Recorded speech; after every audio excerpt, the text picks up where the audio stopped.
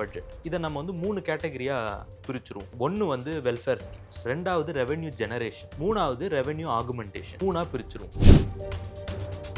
2019 வந்து corruption survey அப்படின்னு சொல்லிட்டு ஒன்று 2019 ரிலீஸ் பண்ணியிருந்தாங்க. அதன்படி தமிழ்நாடு வந்து ரேங்க் செகண்ட். அதில் ஃபர்ஸ்ட் வேற ஒருத்தன் இருக்கிறாங்க. எனக்கு என்ன தெரியும்? நல்லா கரெக்டாக வந்திருந்த வண்டி கூட ஓவர் ஸ்பீடிங்னுவான். அதிமுக காலத்தில் நான் கூட கொடுத்துருக்கேன். இன்னும் 5 வருஷம் வெயிட் பண்ணிட்டு திமுக திரும்ப 2031 வந்ததுக்கப்புறம் பார்த்தீங்க அப்படின்னா அந்த கவர்மெண்ட் இடத்தெல்லாம் கொஞ்சம் கொஞ்சமாக அந்த கவர்மெண்ட் இடமே தெரியாத மாதிரி மினிஸ்டருங்க யாராவது ஒருத்தங்களுக்கு சொந்தக்காரங்களுக்குலாம் வித்துவிட்டு அந்த இடத்துல அந்த ஐடியால தான் இதெல்லாம் இவங்க பண்ணிட்டு இருந்தாங்க. அதனால தான் இப்போ வரல. டெண்டர் சிஸ்டத்தை மாற்றி இருக்கிறாங்க. டெண்டரில் டிரான்ஸ்பரன்சி கொண்டு வந்திருக்கிறாங்க. இதுக்கு முன்னாடி எப்படி இருந்தது? பிளைண்ட் டெண்டர் தான் இருந்தது.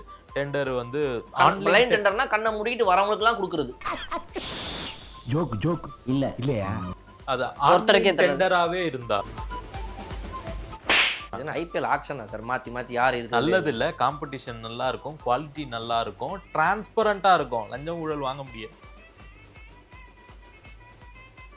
சார் சேட் ஆகிட்டு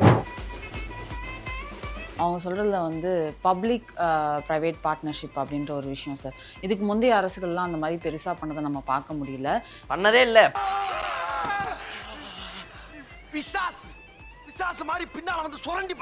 எல்லா டோல்கேட்டும் ரோடு போடுறது பிரைவேட் கம்பெனி. அந்த ரோடு போடுறதுக்கான இடம் கொடுக்கறது அரசாங்கம். நாய் என்ன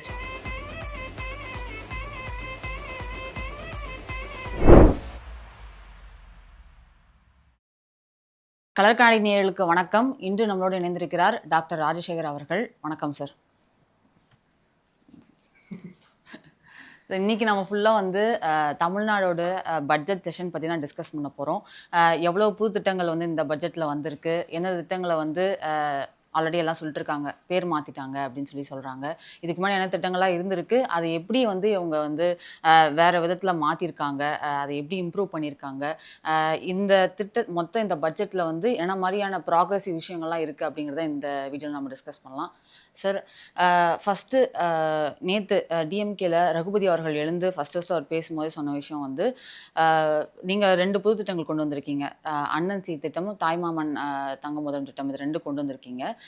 கிட்டத்தட்ட அவங்க இதுக்கு முன்னாடி தாலிக்கு தங்கமாக இருக்கட்டும், மனோமணியம் அவங்க கல்யாண சீர் திட்டமாக இருக்கட்டும், அதிலே வந்து கிட்டத்தட்ட 1 லட்சம் பெண்கள் கல்யாணம் பண்ணுறாங்க. அப்படி இருக்கும்போது தங்கம் விலை எவ்வளோ ஏறிக்கிட்டே இருக்குது. அப்படி இருக்கும்போது நீங்கள் எப்படி இந்த பட்ஜெட்குள்ளே இதை பண்ண முடியும் அப்படின்ற மாதிரி ஒரு கேள்வியை முன்வைக்கிறாரு சார். ஸோ ஃபஸ்ட்டு பட்ஜெட் வந்து நம்ம பேசிடுவோம். பட்ஜெட்டை வந்து நான் எல்லாருக்கும் புரியணும் அப்படிங்கிற மாதிரி கொண்டு போயிடுறேன். நம்மகிட்ட இவ்வளோ பணம் இருக்குது, நம்ம இவ்வளோ செலவு பண்ண போகிறோம், அவ்வளோதான் பட்ஜெட். ரொம்ப சிம்பிள். இப்போ இந்த செலவினம் வந்து ஒரு கவர்மெண்ட்டாக பார்க்கும் பொழுது எதுக்கெல்லாம் செலவு பண்ண போகிறோம் அப்படிங்கிறத டிஸ்கஸ் பண்ணுறது தான் பட்ஜெட். அதை நாங்கள் இதுக்கெல்லாம் செலவு பண்ண போகிறோம் அப்படின்னு சொல்கிறது தான் பட்ஜெட். இதை நம்ம வந்து 3 கேட்டகரியாக பிரிச்சுருவோம். ஓகே, ஒன்று வந்து வெல்ஃபேர் ஸ்கீம்ஸ், ரெண்டாவது ரெவென்யூ ஜெனரேஷன், மூணாவது ரெவென்யூ ஆகுமெண்டேஷன். 3ஆக பிரிச்சுருவோம். ஏன்னா இப்போ பெரிய பெரிய பொருளாதார மேதைகள்லாம் இப்போ கடந்த ஆட்சி காலத்தில், திமுக ஆட்சி காலத்தில் ஒரு பொருளாதார வல்லுநர் குழுன்னு வச்சுருந்தாங்க. அதில் ஒருத்தங்க இருந்தாங்க, நோபல் லாரெட் எஸ்தர் டஃப்லோன்னு சொல்லிட்டு. அவங்களோட புக்கு தான் அது, நான் எப்பவும் கேரி பண்ணுறது. அதில் அவங்க சொல்லியிருக்க விஷயம் என்னென்னா, best intentions without proper implementation is good for nothing. இப்போ இந்த புக் எழுதினவங்க வந்து திமுகவோட அந்த இதில் இருக்கிறாங்களா கூட்டத்தில்? பொருளாதார நிபுணராக அவங்கள அப்பாயின்ட் பண்ணாங்க போன 5 வருஷத்தில். பாருங்க. ஆனால் அவங்க கிட்டேருந்து எந்த ஐடியாவும் எடுத்து பண்ணலையே, எதையுமே செயல்படுத்தலையே. ஃபஸ்ட்டு 2 இயர்ஸ் ஓரளவுக்கு அப்படி பரவாயில்லையா இருந்ததில்ல அப்போ இருந்தவங்க அவங்கெல்லாம். அதுக்கப்புறம் அவங்க இங்கே வரவும் இல்லை, அந்த கூட்டங்கள்லாம் நடத்தவும் இல்லை. ஒன்றும் சும்மா நாம்கேவாஸ் அனௌன்ஸ்மெண்ட் மட்டும்தான் அப்படி இருக்கும். நோபல் லாரெட் அவங்க அப்புறம் அபிஜித் பானர்ஜி 2 பேரும் சேர்ந்து எழுதின புத்தகம் அது. அதில் அவங்க என்ன சொல்கிறாங்கன்னா, நல்ல இன்டென்ஷன் இருக்கட்டும்பா, ஆனால் நீ சரியாக இம்ப்ளிமெண்ட் பண்ணலன்னு வச்சுக்க. இம்ப்ளிமெண்ட் பண்ணுற இடத்துல அந்த சிஸ்டம் சரியில்லைன்னா நீ என்ன ஸ்கீம் கொண்டு வந்தாலும் பிரயோஜனம் கிடையாது அப்படின்னு சொல்கிறாங்க. டிவிகேக்காக சொல்கிறாங்களா இதை? எல்லா கவர்மெண்ட்டுக்கும் இதுதான், உலகத்தில் இருக்க அத்தனை நேஷ்னல் கவர்மெண்ட்ஸுக்குமே இது வந்து பொருந்தும். இப்போ தமிழ்நாடும் இந்தியாவையும் நம்ம எடுத்தோம்னா, டிரான்ஸ்பரன்சி இண்டெக்ஸ்ன்னு சொல்லிட்டு ஒரு இண்டெக்ஸ் உண்டு. Transparency international index, TI. இது எந்தெந்த நாடு வந்து கரப்ஷன் ரேங்கிங் கொடுப்பாங்க. கரப்ஷனில், ஊழலில் எந்தெந்த நாடு எந்த ரேங்க்கு, மொத்தம் 178 நாடு. இந்தியாவோட ரேங்க் என்ன தெரியுமா? 91. கிட்டத்தட்ட 68% ஊழல் இருக்குது இந்தியாவில் அப்படின்னு சொல்கிறாங்க. அதில் நம்ம வந்து ஒரு முன்னோடி. ஏன்னா இங்கே வந்து தமிழ்நாடு ஸ்டேட்டு இது நேஷனல் கவர்மெண்ட் தானே. இப்போ நார்த் இந்தியாக்கு எடுத்து வச்சிருக்கு இந்தியாவோட பேரை. ஸ்டேட் கவர்மெண்ட் இதெல்லாம் செக் பண்ணுவாங்க இல்லையா, அதுக்கு ஒரு இண்டெக்ஸ் உண்டு. அது வந்து 2019 வந்து கரப்ஷன் சர்வே அப்படின்னு சொல்லிட்டு ஒன்று 2019 ரிலீஸ் பண்ணியிருந்தாங்க. அதன்படி தமிழ்நாடு வந்து ரேங்க் செகண்ட். அதில் ஃபர்ஸ்ட்டு யாரோ ஒருத்தங்க இருக்கிறாங்க. Tamil Nadu second, highly corrupted. அவங்க என்ன சொல்கிறாங்கன்னா 62% ஆஃப் இங்கே இருக்கக்கூடிய பாப்புலேஷன் ஏதோ ஒரு வகையில் லஞ்சம் கொடுத்துருக்குறான் அப்படின்னு அவனே ஒத்துக்கிறான். கொடுத்துருக்காங்க கொடுத்துருக்கான். நம்மளே கொடுத்துருப்போம்ல. நல்லா கரெக்டாக வந்து இந்த வண்டி கூட ஓவர் ஸ்பீடிங்னுவான். அதிமுக காலத்துல நான் கூட கொடுத்துருக்கேன். ஏதோ ஒன்று நம்ம பணம் கொடுத்துருப்போம். திமுக காலத்துலையும் கொடுத்துட்டே தான் இருக்கிறோம். ஒவ்வொன்றுத்துக்கும் ஒரு வீடு கட்டுறோம்னாலும் எதுனாலுமே லஞ்சம் கொடுக்காம இங்கே ஒன்றும் நடக்க போகிறது இல்லை. நம்மளே 4 வீடியோ 5 வீடியோ அதில் பேசிட்டோம். சரி, அதை ஓரமாக வச்சிரும். ஸோ இப்போ இவ்வளோ கரப்ஷன் இருக்கும் பொழுது நீங்கள் என்னதான் மக்களுக்குன்னு கொண்டு வந்தாலும் அது மக்களை போய் அடையாது, சென்றடையாது. இதுதான் பாயிண்ட். இப்போ நம்ம வந்து பட்ஜெட்டை 3ஆக பிரித்தோம் இல்லையா. Revenue augmentation, revenue generation, welfare schemes. Welfare ஸ்கீம்ஸுங்கிறது வந்து இந்த உதவிகள் பண்ணுறது எல்லாமே அதுக்குள்ளே நீங்கள் எடுத்துகிட்டு வந்துடலாம். சில ரெவென்யூ ஸ்கீம்ஸ் வந்து ரெவென்யூ ஜெனரேஷனாகவும் இருக்கலாம். வெல்ஃபேர் ஸ்கீம்ஸ் வந்து ரெவென்யூ ஜெனரேஷனாகவும் இருக்கலாம். உதாரணத்துக்கு இந்த 100 நாள் வேலைவாய்ப்பு திட்டம், அதை மத்திய அரசாங்கம் 125 நாள் வேலைவாய்ப்பு திட்டமாக மாற்றினாங்க. தமிழக அரசாங்கம் 40% பணம் ஷேர் பண்ணும். இப்போ டிவிக்கு என்ன பண்ணுச்சு? 150 நாளாக மாற்றிட்டாங்க. 150 நாளாக மாற்றி ஆன் கம்ப்ளீஷன் ஆஃப் 125 days நீங்கள் 125 நாட்களும் நன்றாக வேலை பார்த்துருந்தீங்க, ப்ரெசென்ட் ஆயிருக்கீங்கன்னா உங்களுக்கு எக்ஸ்ட்ரா 25 days போனஸ். ஸோ இதை பற்றி நம்ம 2 பேர் ஏற்கனவே ஒரு வீடியோவில் பேசியிருந்தோம். இந்த ஸ்கீமில் தமிழ்நாட்டில் பயன்பெறக்கூடிய குடும்பங்கள் எத்தனை அப்படிங்கிறது நம்ம பேசியிருந்தோம். அதை பற்றி ரொம்ப பெருமையாகவே வந்துட்டு அங்கே வந்துட்டு முன்னாள் அமைச்சர் ரகுபதி அவர்கள் ரொம்ப பெருமையாக சொல்லியிருந்தாரு. நாங்கள் வந்துட்டு இப்படிப்பட்ட ஸ்கீமே வேணான்னு சொல்லியிருந்தோம். அப்போ நீங்கள் அதை தான் சொல்லியிருந்தீங்க. இந்த மாதிரி வந்துட்டு பேர் முக்கியமாக சோறு முக்கியமானு பார்த்தா சோறு தான் முக்கியம். அதில் இவ்வளோ பேர் பயனடைகிறாங்கும்போது என்ன பேரில் இருந்தாலும் பரவாயில்ல, அந்த பேரை வந்து நாளைக்கு நம்ம திரும்ப ஆட்சிக்கு வரும்போதோ நமக்கு அதிகாரம் கையில் வரும்போதோ அந்த பேரை வேணால் மாற்றிக்கலாம், பட் ஸ்கீமு வேணும், அதனால் வந்து நம்ம கண்டினியூ பண்ணுறோம்னு சொல்லியிருந்தீங்க. பட் அதை ரகுபதி அவர்கள் என்ன சொல்கிறாரு அப்படின்னா வந்து நமக்கு அதெல்லாம் முக்கியம் கிடையாதுங்க, பேர் தான் முக்கியம். நமக்கு பேர் வந்துட்டு அவங்க மாற்ற முடியாதுனாங்க, நாங்கள் ஸ்கீமே வேணாம்னு சொல்லிட்டோம். பட் ஆனால் மக்கள் வந்து அதில் அவங்களுடைய பயன் அதில் வந்துட்டு கெட்டு போகாத மாதிரி அவங்களுக்கு வேறு வகையில் அவங்க பயனடைகிற மாதிரி நாங்கள் பார்த்துக்கிட்டோன்றாங்க. எங்கே பார்த்துக்கிட்டீங்க? அவர் சொல்கிறாரு பிபிஜி ராம்ஜி அப்படின்னு அந்த பேர் மாற்றம் பண்ண ஸ்கீமே இப்போ தான் அமுலுக்கு வருது. இப்போ நீங்கள் போன வருஷம் பேர் இல்லை அதனால் எங்களுக்கு பணம் வேணான்னு சொன்னீங்களா? நான் இப்போ நீங்கள் ஆட்சியில் இல்லை என்ன வேணால் பேசுவீங்க சார்.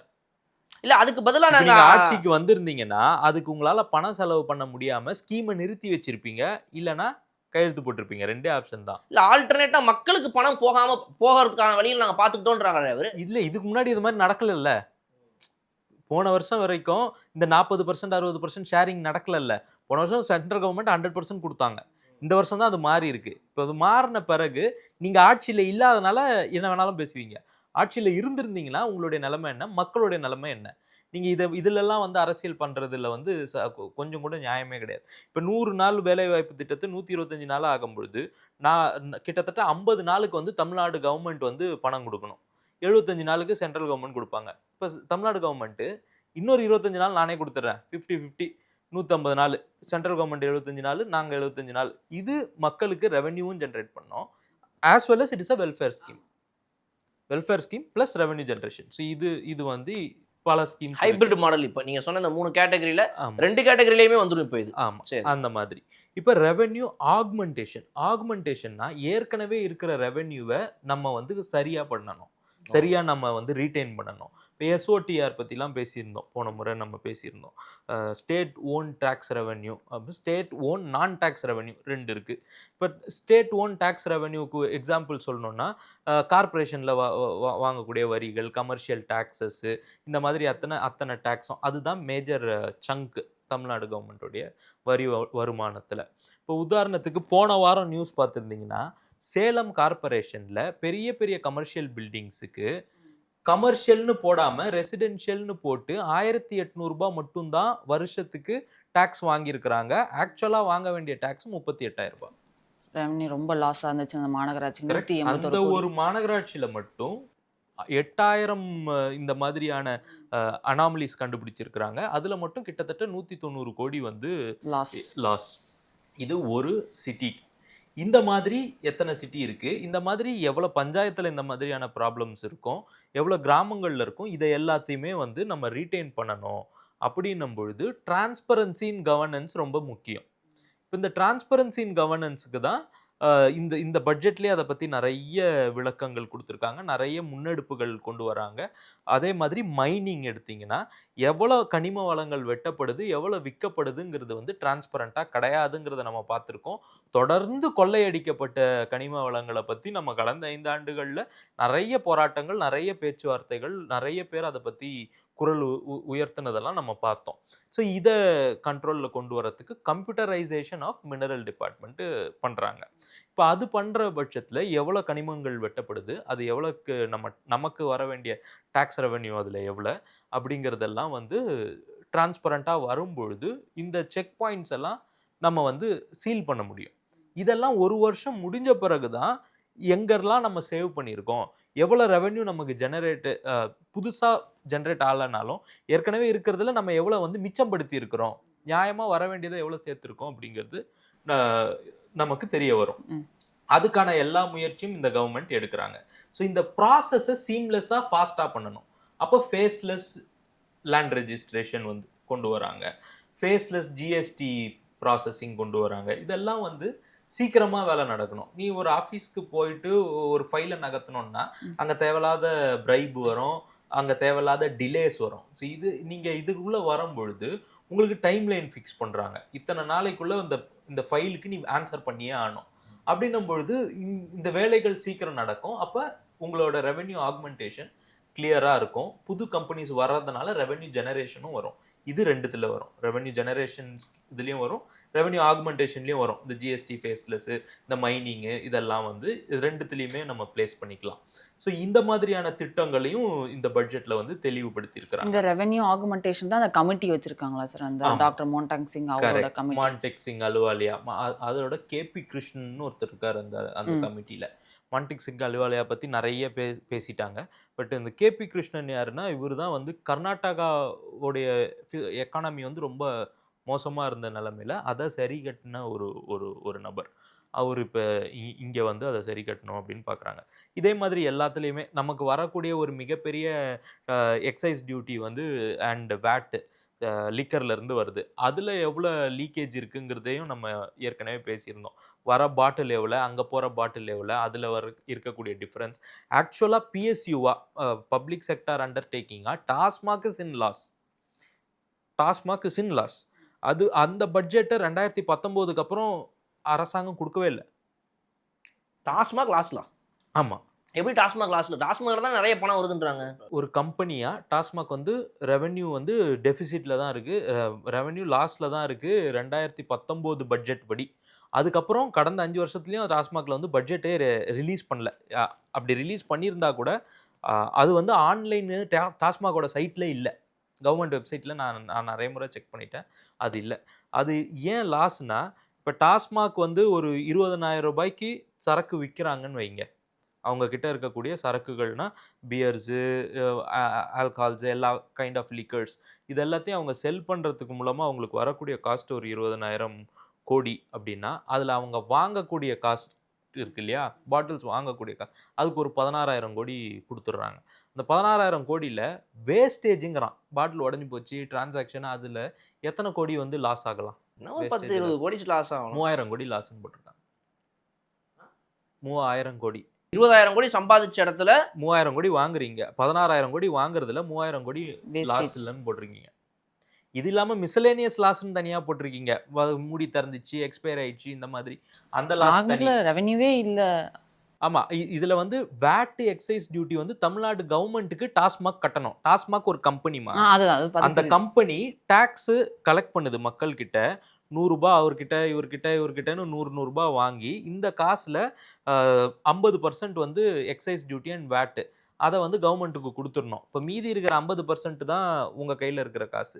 இதில் நீங்கள் பாட்டில் வாங்கணும், சம்பளம் கொடுக்கணும், வாடகை கட்டணும், டிரான்ஸ்போர்ட் கட்டணும், அந்த லாரி எடுத்துகிட்டு போதில்லை அதுக்கு கட்டணும், வேலை செய்கிற ஊழியர்களுக்கு சம்பளம் கொடுக்கணும், இதெல்லாம் நீங்கள் இதுலேருந்து செலவு பண்ணணும். இது பத்தாதுக்கு பாட்டில் வேற போட்டு உடைச்சிடுறாங்க, பாட்டில் உடைக்கிறோம் இதாயிருது. அப்படின்ட்டு அதுல வந்து ஒரு 3000 கோடி வந்து 3000 கோடி கிட்டத்தட்ட உடஞ்சு போன பாட்டிலே காசு போகுது அப்படின்னா, கிட்டத்தட்ட லாரி லாரியா போயிட்டு லாரி அப்படி டிப்பர் லாரியை கவுத்துட்டா எல்லா பாட்டிலும் கீழே விழுந்து உடஞ்சிருக்குமா அந்த மாதிரி ஏதாவது? அந்த மாதிரி தான் இவங்க பண்றாங்க. இதுதான் வந்து அதுல இருக்கக்கூடிய மேஜர் லீக்கேஜ். அப்படின்னு பார்த்தோம்னா, கடந்த அந்த 2019லலாம் வந்து கிட்டத்தட்ட 200 கோடி டாஸ்மாக் வந்து மைனஸ்ல இருக்கு. லாஸ்ட்ல இருக்கு. பிஎஸ்யூவா. அப்பன்னா அவங்களுக்கு 200 கோடி சம்பளம் கவர்மெண்ட் தான் குடுக்கணும். அப்ப அந்த 200 கோடி வந்து நஷ்டத்துல. அப்ப 16,000 கோடி போட்டு வாங்கிட்டேன் சரக்கு. 20,000 கோடி எனக்கு காசு அது வந்துச்சு. அப்ப எக்ஸ்ட்ரா 4,000 கோடி இங்க நல்லா சர்ப்ளஸா இருக்குதுன்னு நினைக்கும்போது அதுதான் கிடையாது. உடைஞ்சு போன பாட்டிலுக்கு ஒரு 3,000 கோடியே குடு. சரி 19,000 கோடி ஆயிடுச்சு. மிச்சம் 1,000 கோடி அது வந்து இந்த மூடியெல்லாம் இல்ல, அது இது ஆயிடுச்சு, அது ஆயிடுச்சு. 19 17 தானே வரும். 20ல 3 போயிடுச்சுன்னா. இப்ப இப்படியே ஆகி கணக்கு அப்படியே காட்டி போயிட்டு மொத்தத்துல இப்ப லாஸ் தான் அப்ப. லாஸ். ஸோ இது ஒரு பிஎஸ்யூ. இந்த மாதிரி ஏகப்பட்ட பிஎஸ்யூ தமிழ்நாடு கவர்மெண்ட்டுக்கு இருக்கு. ஸோ இதுல எல்லாமே டான்ஜெட்கோ ஒரு பிஎஸ்யூ தான். கரண்ட்ல நம்ம பேசணும். எப்படி கறி காணாம போச்சு, எப்படி இங்கேருந்து போகிறதுல லீக்கேஜ்னு அதில் ஒரு லீக்கேஜ் போடுறான், வேஸ்டேஜ் போடுறான், என்னென்னமோ பண்ணி இவ்வளோதாங்க, நாங்கள் இவ்வளோ தான் வாங்கினோம், வெளியே வாங்குற ஆட்களுக்கு வந்து ஜாஸ்தி டெண்டருக்கு கொடுக்குறது, வர கப்பலுக்கு எக்ஸ்ட்ரா பணம் கட்டுறது, இந்த மாதிரியான லீக்கேஜஸ்லாம் இருக்குல்ல, இதெல்லாம் கண்ட்ரோல் பண்ணுறதுக்கு தான் இந்த ரெவென்யூ ஆகுமெண்டேஷன். இது எல்லாத்தையும் கண்ட்ரோல் பண்ணாலே நம்ம மிச்சம் பண்ணக்கூடிய பணமே கிட்டத்தட்ட 15,000லேருந்து 20,000 கோடி ஆண்டுக்கு மிச்சம் பண்ண முடியுங்கிறது வந்து எல்லாருக்குமே தெரிஞ்ச ஒரு விஷயம். அதை இவங்க செய்யறதுக்கான எல்லா முயற்சிகளும் எடுத்திருக்காங்க. First step taken. I am not saying they have succeeded in that. They have taken the first step. Maybe அதுக்கு தான் வந்து ஃபினான்ஸ் மினிஸ்டர் வந்து இதுக்கு ஒரு 2 வருஷமாவது ஆகும் அப்படின்னு சொன்னது வந்து அதுக்காக தான் இருக்கணும். ஓகே. ஸோ அவ்வளோ டீட்டெயிலாக அவர் சொல்லலைனாலும், ப்ரீஃப் பண்ணலைனாலும் அதுதான் எனக்கான புரிதல் அங்கே. ஓகே. ஸோ இந்த மாதிரி ரெவென்யூ ஆகுமெண்டேஷன் எல்லா இடத்துலையும் கொண்டு வராங்க. இப்போ ரெவென்யூ ஜெனரேஷனுக்கு என்னெல்லாம் பண்ணுறாங்க? புதுசாக ரெவென்யூ ஜெனரேட் பண்ணுறதுக்கு அக்ரிகல்ச்சரோட ஏஐ சேரு, டெக்னாலஜியை அக்ரிகல்ச்சரில் கொண்டு வா, எக்ஸ்போர்ட்டை இன்க்ரீஸ் பண்ணு. ட்ரோன் ஓட்டுறது எப்படின்னு பெண்களுக்குலாம் சொல்லி தர போறோம். அது ஒரு இதெல்லாம் பண்ணிக்கிட்டு. அது வந்து இந்த உங்களுக்கு பூச்சிக்கொல்லி மருந்து சிம்பிளிஃபை தெளிக்கிறதுக்கு, பண்றது. உரம் தெளிக்கிறதுக்கு அதுக்காக யூஸ் ஆகுறது. அது ரொம்ப சின்ன விஷயம். ஆனா அதை தாண்டி இந்த அக்ரிகல்ச்சர் பட்ஜெட்ல என்ன சொல்லியிருக்காங்களா, மண் வளத்தை எப்படி உயர்த்துறதுங்கிறதுக்கு ஏஐ டெக்னாலஜிஸ் யூஸ் பண்ணுவோம், புது புது டெக்னாலஜிஸை கொண்டு வருவோம். டெக்னாலஜியும் டெவலப்மெண்ட்டும் அக்ரிகல்ச்சரோட சேரும் பொழுது மகசூல் நல்லா இருக்கும். இது கேட்க நல்லா இருக்குது. உண்மையா நடக்குமா அதெல்லாம்? நடத்த எப்படி முடியும். ஏஐ வச்சு எப்படி மண் என்னன்னு பண்ண முடியும். இப்போ நான் சாட் ஜிபிடில போயிட்டு எந்த மண் நல்லா இருக்கும் கேக்குறது. அதான் தப்பு. ஏஐங்கிறது வந்து வெறும் சாட் ஜிபிடி கிடையாது. ஏஐ இன் மிஷின் லேர்னிங் இருக்கு. ஏஐ அண்ட் ஆட்டோமேஷன்ல ஏஐ இருக்கு. இப்போ இப்போ இந்த கேமராவை வந்து அட்ஜஸ்ட் பண்ணுறதுக்கு இங்கே ஒருத்தர் உட்காந்துட்டே இருக்கணும். இப்போ ஏஐ மெஷின்ஸ் இருக்குது. It will adjust the camera. அது நீங்கள் திரும்புகிற சைடுக்கு ஏற்ற மாதிரி அது கேமராவை திருப்போம். இந்த மாதிரி பல டெக்னாலஜிஸ் வந்து மெஷின் ஆட்டோமேஷனோட சேர்ந்து வருது. ஃபார் எக்ஸாம்பிள் என்னோட பிஸ்னஸ் உங்களுக்கு தெரியும், பெட் பாட்டில் ரீசைக்கிள் பண்ணுறதுல. இப்போ அதில் வந்து ஏஐ கொண்டு வந்து இப்போ எல்லா பாட்டிலையும் போட்டுட்டோம்னா தேவையில்லாத பாட்டிலை ஏஐ வந்து தள்ளிடும். அந்த மெஷினில் அப்படி போகும்பொழுது இது 10 பேர் செய்ய வேண்டிய வேலையை அந்த ஒரு மெஷின் பண்ணிடுது. இதுக்கு முன்னாடி அதுக்கு பேர் மெஷினு, இப்போ அதுக்கு பேர் ஏஐ மெஷின். மெஷின் பண்ணாது இல்லை. வெறும் மெஷினுங்கிறது என்னன்னா உங்களுடைய வேலையை ஈஸியாக்குற ஒரு எந்திரம், அவ்வளோதான் மெஷின். இப்போ இதில் ஏஐ வரும்பொழுது, ஆர்டிஃபிஷியல் இன்டெலிஜென்ஸ் வரும்பொழுது, இட் ஐடென்டிஃபைஸ், தரம் பிரிக்கிறது. இட் ஐடென்டிஃபைஸ், இது எனக்கு வேணும், இது வேணாம், இது இருந்தால் பொருள் நல்லா இருக்கும், இது இல்லைன்னா பொருள் நல்லா இருக்காது, இது இருந்தால் பொருள் நல்லா இருக்காது, அதை ஒதுக்கு, இதை மட்டும் எடுத்துக்க, அந்த மாதிரி. இது ஒரு உதாரணத்துக்கு சொல்கிறேன். இது வந்து AI and machine automation using AI இதுக்கு பேர். ஸோ இந்த மாதிரி இந்த மண்ணுக்கு என்ன விளையும், இந்த மண்ணில் எதை விதைச்சா நல்லா விதைக்க முடியும், எந்த தேதியில் விதைக்கலாம், எந்த கிளைமேட் சேஞ்ச் எப்படி இருக்க பொழுது, இப்போ எல்னினோவை வந்து முன்னாடியே ப்ரெடிக்ட் பண்ணணும், நீர் ஆதாரங்களை முன்னாடியே ப்ரெடிக்ட் பண்ணணும், கிரவுண்ட் வாட்டர் லெவல் எங்கே இருக்குது, இந்த மண்ணோடைய கம்போசிஷன் என்ன, இந்த மண்ணில் கார்பன் எவ்வளோ இருக்குது, இந்த மண் வந்து ஏன்னா இப்போல்லாம் எவ்வளோ உரம் போட்டாலுமே மகசூல் நல்லா வர்றதில்ல. ஏன்னா மண்ணே வந்து ரொம்ப பட்டு போயிருக்கு, ரொம்ப பாதிக்கப்பட்டிருக்கு. இதை எப்படி சரி பண்ணுறது? இது வந்து AI and technology in agriculture. Sir DMK காரங்களுக்கு இதுக்கு முன்னாடி ஆட்சி இருக்கும்போது தெரியாது சார் இந்த மாதிரி ஏஐ விஷயங்களை வந்து விவசாயத்தில் கொண்டு வந்து இந்த மாதிரி பண்ணலான்னு. ஏன் கொண்டு வரல அப்படின்னா, நீங்கள் என்ன பண்ணுறீங்க அப்படின்னா வந்து இந்த மாதிரி ஏஐ தொழில்நுட்பங்களை உள்ளே கொண்டு வரது மூலமாக விவசாயிகளுடைய வாழ்வாதாரத்தை நீங்கள் அழிக்கிறீங்க. நாளைக்கு விவசாயிகளே வேண்டாம், நான் ஏஐ வந்து ஒரு ட்ரோன் பறக்கும், அது பண்ணிடும் எல்லாத்தையும், நான் வந்து இது பண்ணணும். அப்ப விவசாயிகள் எங்க போவாங்க? ஏஐ தான் நிலம் வச்சிருக்குல்ல. அந்த மாதிரி இப்போ திமுக காரன் நான் அப்படி சொல்லுவோம். ஏஐ உள்ள கொண்டு வந்து நீங்க வந்து விவசாயிகளுடைய வாழ்க்கையை அழிக்கிறீங்க. யாரோ பேசியிருந்தாங்க நினைக்கிறேன் டிஎம்கேல இருந்து. ஏஐ வந்து அது வந்து எப்படி இந்த கவர்மெண்ட் வந்து என்கரேஜ் பண்ணலாம், ஏஐ பல பேரோட வேலைய பறிச்சிரும். அதுதான் சார். ஐடி கூட பல பேர் வேலைய பறிச்சுதே சார். ஐடி 10 பேர் உட்கார்ந்து ஃபோன் பண்றத ஐடி கம்பெனின்னு கொண்டு வந்து வேலைய முடிச்சாங்கல்ல. எல்லாத்தையும் சென்ட்ரலைஸ்டா எடுத்துட்டு வந்தாங்கல்ல. இதெல்லாம் வந்து ஃபியூச்சரிஸ்டிக்கா நீங்க மாறலன்னா you will be left alone. என்ன நீங்க மண்டைய மண்டைய ஆட்டுறீங்க அவர் சொல்றாரு. ஓரங்கட்டப்படுவோம்ல சார் நம்ம அந்த மாதிரி என்னங்க யூஸ் பண்ணல அப்படின்னா. கரெக்ட். நீங்க உலகம் ஓடுற வேகத்துக்கு ஓடலனாலும் பரவாயில்ல. அது போன பிறகு பின்னாடியாவது ஓடுங்கன்றேன். அதுக்கான ஃபர்ஸ்ட் ஸ்டெப் இல்ல நான் ஓட மாட்டேன். நான் இங்கே தான் நிப்பேன். நீ நில்லு. அது பாட்டு போயிரும். You will be left alone. So அதுக்கான டெக்னாலஜி. அதே மாதிரி ரெவென்யூ ஜெனரேஷன்ல இன்னொரு ரொம்ப பியூட்டிஃபுல்லான ஒரு விஷயம். இதெல்லாம் நிறைய பேர் அதை பத்தி பேசல. லைப்ரரிஸ் இருக்குல்ல, அதுல கோவொர்க்கிங் ஸ்பேஸ் கொண்டு வருவோம் அப்படின்னு அதுக்கு வந்து பணம் ஒதுக்கீடு பண்ணியிருக்கிறாங்க. டிஜிட்டலைஸ் பண்ணுவோம்னு ஒன்று இருக்கு. அது அதே இருக்கு. மாதிரி கோவொர்க்கிங் கோவொர்க்கிங் ஸ்பேஸ். ஸ்பேஸ் இருக்கு. கோவொர்க்கிங் ஸ்பேஸ் உங்களுக்கு தெரிஞ்சிருக்கும். ஒரு ஒரு ஒரு பில்டிங்ல ஒரு 4 கம்பெனி இருக்கிறதுக்கான ஆஃபீஸ் ஸ்பேஸ் வந்து அங்க குடுக்குறாங்க. கம்ப்யூட்டர் வச்சுக்க, ஏசிலாம் போட்டிருக்குன்ட்டு. இப்போ எல்லா லைப்ரரியிலயும் அதுக்கான ஸ்பேஸ் இருக்கு. பெரிய பெரிய லைப்ரரிஸ் இருக்கு. அதுல ஒரு பெரிய பெரிய ரூம்ஸ் இருக்கு. இப்போ நீங்க இங்க போனீங்கன்னா அண்ணால சென்டினரி லைப்ரரி போனா it is a huge building. அதுல நிறைய தளங்கள் இருக்கு. பட் இதெல்லாம் வந்து இன்னும் கொஞ்சம் ரெவென்யூ ஜெனரேட்டிங்காக யூட்டிலைஸ் பண்ண முடியும். அண்ட் கோவொர்க்கிங் ஸ்பேஸுக்கான நீடும் ஜாஸ்தி இருக்கு. எவ்வளவு ஒர்க்கிங் ஸ்பேஸ் பில்டிங்ஸ் திறந்தாலும் எல்லாமே ஃபுல்லாக தான் ஓடிக்கிட்டு இருக்கு. சென்னையை பொறுத்த வரைக்கும், கோயம்புத்தூரை பொறுத்த வரைக்கும். So it is a very good revenue generation idea. அதே மாதிரி அரசாங்க நிலங்களை அதுல இருந்து ரெவென்யூ ஜெனரேட் பண்றதுக்கான வழிநெறிகளை இந்த குழு வந்து கண்டறிஞ்சு சொல்லுவாங்க அப்படின்னு சொல்லியிருக்காங்க. அதுக்கான ஸ்டெப்ஸ் இன்னும் எடுக்கல. But it will be taken further. உதாரணத்துக்கு மயிலாப்பூர் எடுத்துக்கிட்டிங்கன்னு வச்சுக்கோங்களேன். அங்க 2 கார்ப்பரேஷன் பில்டிங் இருக்கு. ஒரு பில்டிங்குமே ஒரு 10 கிரவுண்ட்ல இருக்கும். 10 கிரவுண்ட் இந்த பில்டிங், அந்த பில்டிங் ஒரு 10 கிரவுண்ட் இருக்கும். 10 கிரவுண்டுல எத்தனை கடையை இங்க ரெண்ட்டுக்கு கொடுக்க முடியும்? 10 பில்டிங்ல 10 கிரவுண்டு, அதாவது 20,000 சதுர அடி அந்த நிலத்தோட பரப்பளவு மட்டும். கொடுக்கலாம், நூற்றுக்கணக்கான கடைகளுக்கு கொடுக்கலாம். அங்க 2 இடத்துலயும் வந்து ஒரு 10 கிரவுண்டுலயும் வந்து கிட்டத்தட்ட ஒரு 15லேருந்து 20 கடை மட்டும் தான் வாடகைக்கு இருக்கு. கொஞ்சம் பெரிய கடையா, சூப்பர் மார்க்கெட் மாதிரி இல்ல, இருக்கும். கீழே இருக்கிற கடைகள் மட்டும் தான் வாடகை இருக்கு. அது space not well utilized. Car parking இருக்கும் சார். இல்லப்பா, அதெல்லாம் கிடையாது. ரோட்ல தான் வண்டி நிறுத்தணும். ஸ்பேஸ் நாட் வெல் யூட்டிலைஸ்டுங்கிறேன். இதே 10 கிரவுண்ட்ல பில்டிங் கட்டியிருந்தாங்கன்னா பிரைவேட் வந்து எப்படி யோசிப்பான்? இதை வந்து ஒரு காம்ப்ளெக்ஸ் மாதிரி நம்ம பில்ட் பண்ணணும், இதில் வந்து இவ்வளோ பேருக்கு அதில் கோவொர்க்கிங் ஸ்பேஸ் மேலே இருக்கிறதுக்கு கொடுத்துரு, கீழே இருக்கிறவங்களுக்கு கடை கொடு, ஃபர்ஸ்ட் ஃப்ளோரில் அதுக்கு லிஃப்ட் வை. லிஃப்ட் ஃபெசிலிட்டிஸ்லாம் அந்த கடைகள் அந்த பில்டிங்ஸில் கிடையாது. இதெல்லாம் ஓல்டு பில்டிங்ஸ். 2 ஃப்ளோர் தான் இருக்குது. கீழே ஃப்ளோரு, மேலே ஃப்ளோரு. பால் அடிஞ்சு இடிஞ்சு டஞ்சன் ஆகிருக்குது அந்த இடம்லாம். கீழே இருக்கிற கடைகள் மட்டும் வாடகைக்கு இருக்குது. மேலெல்லாம் காலியாக தான் இருக்குது. இதுலேயும் நிறைய இருக்குது. ஏன்னா இந்த வாடகைலாம் ரொம்ப கம்மி. அங்கே நீங்கள் லோக்கல் கவுன்சிலருடைய உதவி இல்லாமல் அங்கே வாடகைக்கு அந்த இடம் கிடைக்காது. மயிலாப்பூரில் ஒரு 400-500 சதுர அடி கடை வந்து உங்களுக்கு வாடகைக்கு வேணும்னா ப்ரைவேட்டில் போனீங்கன்னா என்ன ரேட் ஆகும்? கவர்மெண்ட்டில் வந்து 12,000 ரூபாய்க்குள்ளே தான் அது வாடகை. ஸோ இதெல்லாம் எப்படி வந்து நம்ம வெல் யூட்டிலைஸ் பண்ண முடியும் அப்படிங்கிறத பார்க்கறதுக்கு இந்த ரெவென்யூ ஆக்மெண்டேஷன் டீம் வந்து இப்போ நிறைய இடங்கள்ல பார்த்தீங்கன்னா இன்னுமே வந்து அந்த பழைய கவர்மெண்ட் பில்டிங்லாம் அந்த காலத்தில் இருந்த பழைய ஆஃபீஸு இப்போ புது ஆஃபீஸ் மாறி போனதுக்கப்புறம் இந்த பழைய ஆஃபீஸ் அந்த இடத்துல அப்படியே தான் பாழடைஞ்சு போய் பங்களாவாக கிடக்கிறது சென்னை மாநகரத்திலே நம்ம பல இடங்களில் பார்க்குறோம் இன்னும் அதெல்லாம். கரெக்ட். ஸோ இதெல்லாம் நம்ம எப்படி யூட்டிலைஸ் பண்ணுறதன் மூலமாக வருமானத்தை உயர்த்த முடியும் அப்படிங்கிறதுக்கான எல்லா முயற்சிகளும் பண்ணுறாங்க. இது ரெவென்யூ ஜெனரேஷன். இது நீங்கள் இதே இன்னும் 5 வருஷம் வெயிட் பண்ணிட்டு திமுக திரும்ப 2031 வந்ததுக்கப்புறம் பார்த்தீங்க அப்படின்னா அந்த கவர்மெண்ட் இடத்தெல்லாம் கொஞ்சம் கொஞ்சமாக அந்த கவர்மெண்ட் இடமே தெரியாத மாதிரி மினிஸ்டருங்க யாராவது ஒருத்தங்களுக்கு சொந்தக்காரங்களுக்குலாம் வித்துவிட்டு அந்த அந்த ஐடியால தான் இதெல்லாம் இவங்க பண்ணிட்டு இருந்தாங்க. அதனால தான் இப்போ வரல. இதுக்கப்புறம்லாம் வரமாட்டாங்க. அப்படி குறுக்க வந்த கௌஷிக் மாதிரி இப்படி வந்து கெடுத்து விடுறீங்க நீங்க எல்லாத்தையும்.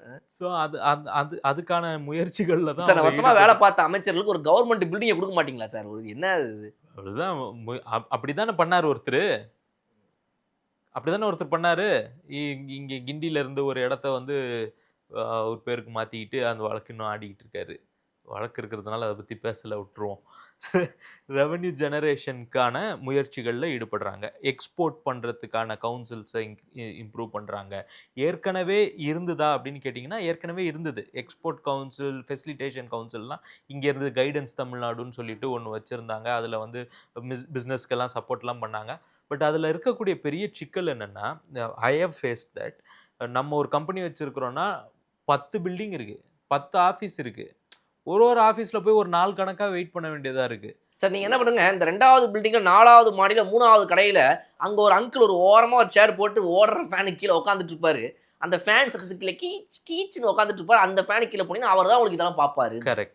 அவர்கிட்ட போனா அவர் அங்கிருந்து நீங்க என்ன பண்ணுங்க 7வது பில்டிங்ல இருக்கிறது அடுத்து இப்படிதான் வாழ்க்கை ஓடிக்கிட்டு இருக்கு. ஃபேக்ட் இப்படிதான் நடந்தது. இப்போ கடந்த கவர்மெண்ட்டுகள்லையும் வந்து வெளிநாடுகளுக்கு உங்களுடைய கம்பெனியை பற்றி நீங்கள் எக்ஸ்போக்கு போகிறீங்க அப்படின்னா உங்களுக்கு ஃப்ளைட் சார்ஜஸ் வந்து தமிழ்நாடு கவர்மெண்ட்டே எடுத்துப்பாங்க, கொடுத்துருவாங்க. நீங்கள் அங்கே எக்ஸ்போவில் ஒரு ஸ்டால் வைக்கிறீங்கன்னா அந்த செலவை கவர்மெண்ட்டே எடுத்துக்கும். இந்த மாதிரிலாம் ஸ்கீம்ஸ் இருந்தது. ஆனால் நீங்கள் வாங்க தான் முடியாது. ஓகே, நான் ஏற்கனவே போயிட்டு வந்து ஆனால் அது வந்து முன்னாடி கொடுக்க மாட்டாங்க. நீங்கள் போயிட்டு வந்து அந்த பில்லெல்லாம் சப்மிட் பண்ணால் அதை எடுத்து பண்ணுவாங்க. பட் அதை பண்ணுறதுக்கே they will take some 9 months 10 months. அதுக்கப்புறம் கடைசியில் அது வந்து உங்களுக்கே தெரியாத போது ஒரு மெயில் அனுப்பியிருப்பாங்க. அந்த மெயிலை நீங்கள் பார்க்கலன்னா நீங்கள் அந்த மெயிலுக்கு ரிப்ளை பண்ணலாம், அதனால் நாங்கள் கேன்சல் பண்ணிட்டோம்னு சொல்லிடுவாங்க. எக்ஸ்போக்கு போறவங்களுக்குலாம் வந்து கவர்மெண்ட்டே செலவு பண்ணுவாங்க எம்எஸ்எம்இஸ்க்கு. அப்போ நாங்களாம் இப்போ யூடியூப்ல டிவிக்கே பற்றி நல்லதா 4 வார்த்தை பேசுகிறோம், நீங்கள் அவங்க பற்றி பேசுறீங்க. எம்எஸ்எம்இ என்னங்க, நல்லா கவர்மெண்ட்டுக்காக பேசுகிறோம், நமக்கு ஒரு 4 டிக்கெட்டை போட்டு விட்டு ஃப்ளைட்டில் அனுப்ப, அதுதானே அரசியல். இது இந்த மாதிரியான ஸ்கீம்ஸ் இருந்துதான்னு நீங்கள் கேட்டிங்கன்னா இருந்தது. ஆனால் அது வந்து நடைமுறையில் சாத்தியப்படாமல் இருந்தது. It was way apart. இப்போ இதே ஒரு கடந்த கட்சிக்காரங்களாக இருந்தாங்கன்னா அவங்களுக்கு உடனே சாங்ஷன் ஆகும். ரொம்ப சிம்பிள், அவ்வளோதான். அவங்களுக்கு உடனே சாங்ஷன் ஆகும். இப்போ தமிழ்நாடு கவர்மெண்ட்டுக்குன்னு தனியாக வந்து லோன் லெண்ட் பண்ணக்கூடிய பேங்க் சிஸ்டம் இருக்குது. தமிழ்நாடு இண்டஸ்ட்ரியல் இன்வெஸ்ட்மெண்ட் கார்பரேஷன் சொல்லுவோம் அதுக்கு. அதில் வட்டி வந்து 6% தான். நீங்கள் ஒரு தொழில் தொடங்குறீங்கன்னா 6% தான் வட்டி. அதுக்கு நீங்கள் வந்து ஒரு நேஷ்னலைஸ்டு பேங்க்கில் போய் வட்டிக்கு பணம் வாங்குறீங்கன்னா குறைஞ்சது பிஸ்னஸ் லோனுக்கு 11% போடுவோம் மினிமம். இங்கே 6% தான். ஆனால் உங்களால் வாங்க தான் முடியாது.